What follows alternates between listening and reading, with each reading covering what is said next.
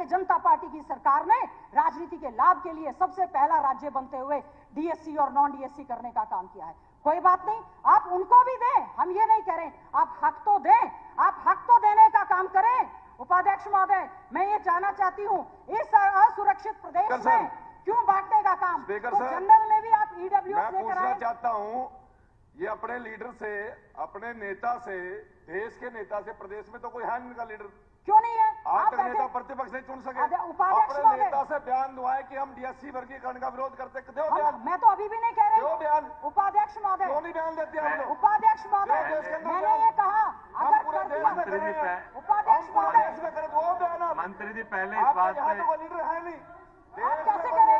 मंत्री जी पहले इस बात पे चर्चा चली है कि आप आप क्यों हिम्मत नहीं करते बयान लेने का भी हम वर्गीकरण नहीं करेंगे, हमारी पहले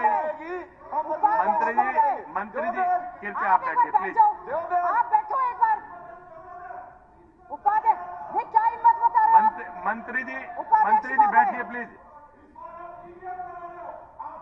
आप मंत्री जी आप बैठिए प्लीज, क्योंकि पहले इस बात पे चर्चा हुई है कि एक विधायक जब बोलेंगे तो बीच में। ये मंत्री हैं, इनको अपनी जिम्मेवारी समझनी चाहिए, ये बात करे वर्गीकरण। आप जवाब देते समय मैंने स्पीकर सर से पूछ के बोला हूं मैं। आपने स्पीकर सर सवाल इस परमिशन दी है?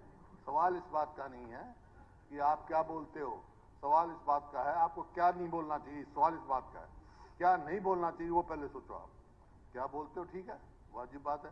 अब वर्गीकरण की बात करी, ये नहीं उन्होंने कहा कि ये तो कांग्रेस के समय में हुआ था, 1993-94 में कोर्ट ने स्टे कर रखा था। मंत्री जी एक मिनट पहले, मंत्री जी बैठिए। आप मंत्री जी बैठिए प्लीज। पहले इस विषय पे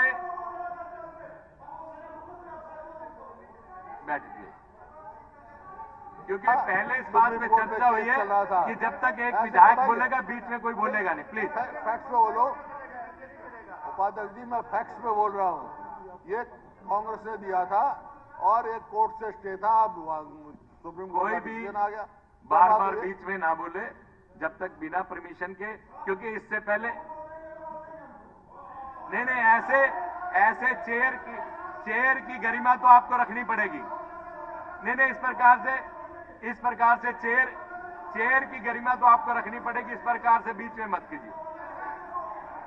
आपको समय दिया जाएगा, आप तब बोलिएगा। प्लीज बैठिए मंत्री जी, बैठिए, क्योंकि ये पहले ही बात चली है कि बीच में ऐसे नहीं कोई बोलेगा और बिना चेयर से पूछे कोई व्यक्ति नहीं बात करेगा। इस वक्त पे बात हुई, प्लीज।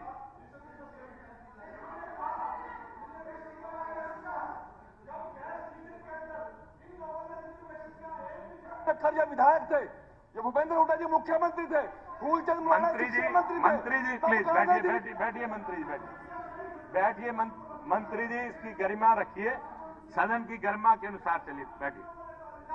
उपाध्यक्ष महोदय, मेरा अनुरोध है, बहुत सारे सुप्रीम कोर्ट के फैसले आते हैं, मैं केवल आपके माध्यम से भारतीय जनता पार्टी की सरकार को कहना चाहती हूं, ठीक है आपने किया, लेकिन आपने दिया क्या है? केवल डिवाइड एंड रूल दिया तो कुछ भी नहीं। क्या आप उनको लाभ देने का काम करेंगे? क्या पक्के सफाई कर्मचारी लगाने का काम करेंगे? हमने अपने घोषणा पत्र में कहा था कि पक्के सफाई कर्मचारी, आज आप उनके साथ इंजस्टिस कर रहे हैं। शिक्षा आप दे नहीं रहे, स्कॉलरशिप दे नहीं रहे, स्टाइपेंड दे नहीं रहे, पढ़ा उनको नहीं रहे। जॉब्स में आपने कहा एजुकेशन इंस्टीट्यूट्स में दे रहे थे, भर्ती आप कर नहीं रहे, स्कूल कॉलेज आप बंद कर रहे हैं। इस तरह का क्या व्यवहार है? केवल शेड्यूल कास्टों को कमजोर करके आरक्षण के लाभ को खत्म करने की सोची समझी हुई एक साजिश है। एक सुरक्षित हरियाणा की बात अध्यक्ष महोदय हम लोग कर रहे थे। पहले हमारा क्राइम में आज जो नंबर 1 है, ठीक कहा था बाबा साहेब भीमराव अंबेडकर जी ने, ये हमें संवैधानिक अधिकार मिला है, कोई ये भीख नहीं है और इस अधिकार को हम लोग जाने भी नहीं देंगे।